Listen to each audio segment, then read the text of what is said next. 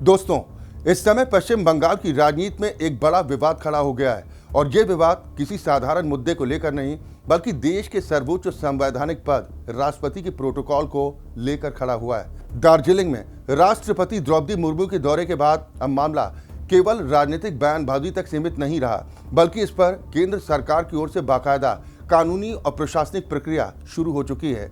गृह मंत्रालय की तरफ से शो कॉज नोटिस जारी हुआ है और पश्चिम बंगाल सरकार से कई गंभीर सवालों के जवाब मांगे गए।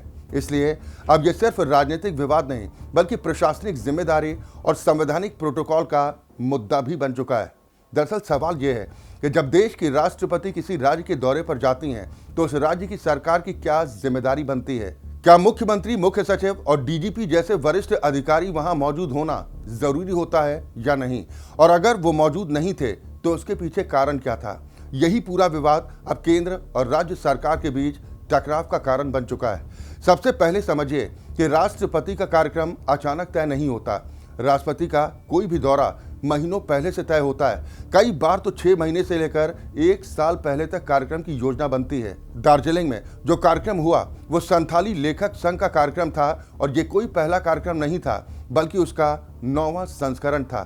पहले भी ये कार्यक्रम अलग अलग राज्यों में आयोजित हो चुका है, कभी ओडिशा में, कभी छत्तीसगढ़ में तो कभी दिल्ली में, और इस बार इसका आयोजन दार्जिलिंग में किया गया। राष्ट्रपति द्रौपदी मुर्मू स्वयं आदिवासी समाज से आती हैं और इसलिए संथाल समाज के इस कार्यक्रम में उनका शामिल होना स्वाभाविक भी था। लेकिन इस दौरे के दौरान जो कुछ हुआ उसने बड़ा विवाद खड़ा कर दिया है। आरोप ये लगा कि जब राष्ट्रपति दार्जिलिंग पहुंची तो वहां राज्य सरकार के कोई बड़े अधिकारी मौजूद नहीं थे, ना मुख्यमंत्री ममता बनर्जी, ना मुख्य सचिव और ना ही डीजीपी। जबकि प्रोटोकॉल के मुताबिक राष्ट्रपति के स्वागत और विदाई के समय राज्य के वरिष्ठ अधिकारियों की मौजूदगी जरूरी मानी जाती है। और यही वजह है कि केंद्र सरकार के गृह सचिव गोविंद मोहन ने पश्चिम बंगाल के मुख्य सचिव नंदिनी चक्रवर्ती को शो कॉज नोटिस जारी किया है। इस नोटिस में 4 बेहद महत्वपूर्ण सवाल पूछे गए हैं। पहला सवाल ये कि राष्ट्रपति को रिसीव करने और विदा करने के समय मुख्यमंत्री, मुख्य सचिव और डीजीपी आखिर क्यों मौजूद नहीं थे। दूसरा सवाल ये कि राष्ट्रपति के लिए बनाए गए वॉशरूम में आखिर पानी क्यों नहीं था। और तीसरा सवाल ये कि जिस रास्ते से राष्ट्रपति का काफिला गुजरा वो रास्ता गंदगी और कचरे से भरा क्यों था। और चौथा सवाल ये कि दार्जिलिंग के जिला प्रशासन और सिलीगुड़ी के पुलिस अधिकारियों के खिलाफ राज्य सरकार ने क्या कार्रवाई की। इन सवालों के जवाब आने के बाद ही केंद्र सरकार तय करेगी कि आगे क्या कार्रवाई की जाएगी, क्योंकि किसी भी प्रशासनिक कार्रवाई से पहले पूरा दस्तावेजी आधार तैयार करना जरूरी होता है। सरकार का हर फैसला कागजों और नियमों के आधार पर ही लिया जाता है। अगर बिना दस्तावेज के कार्रवाई हो जाए तो मामला अदालत में जाकर टिक नहीं पाता। अब यहाँ पर एक और महत्वपूर्ण बात को समझना बेहद जरूरी है। भारत के संविधान के मुताबिक राष्ट्रपति देश के संवैधानिक प्रमुख होते हैं। संसद 3 हिस्सों में मिलकर बनती है, लोकसभा, राज्यसभा और राष्ट्रपति।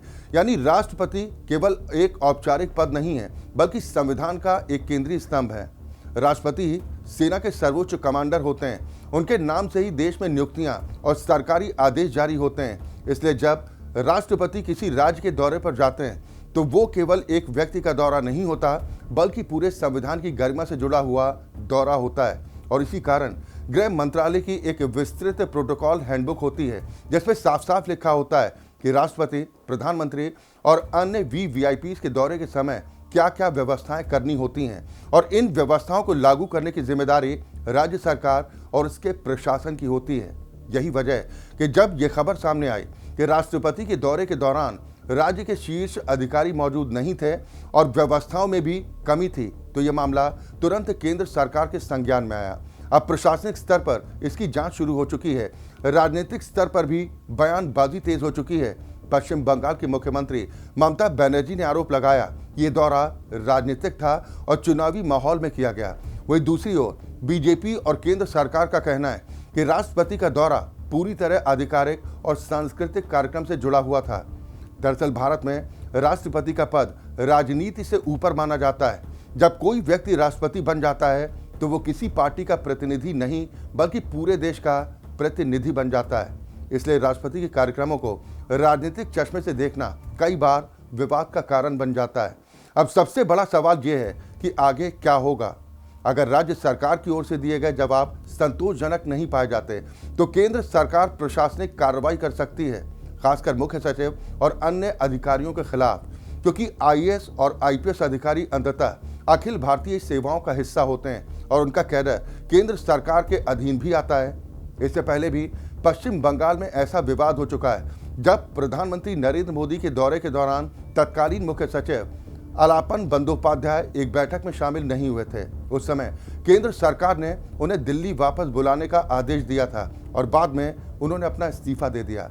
और इसीलिए अब सभी की नज़र इस बात पर है कि पश्चिम बंगाल सरकार इस नोटिस का क्या जवाब देती है और केंद्र सरकार उसके बाद क्या कदम उठाती है, क्योंकि ये मामला केवल राजनीति का नहीं बल्कि संविधान, प्रोटोकॉल और प्रशासनिक जिम्मेदारी का है। फिलहाल इतना तय है कि दार्जिलिंग का ये विवाद अब राष्ट्रीय राजनीति का बड़ा मुद्दा बन चुका है और आने वाले दिनों में ये टकराव केंद्र और पश्चिम बंगाल सरकार के रिश्तों को और ज्यादा गर्म कर सकता है। मैं हूं आपके साथ अक्षय ठाकुर और आप देख रहे हैं राष्ट्र टीवी।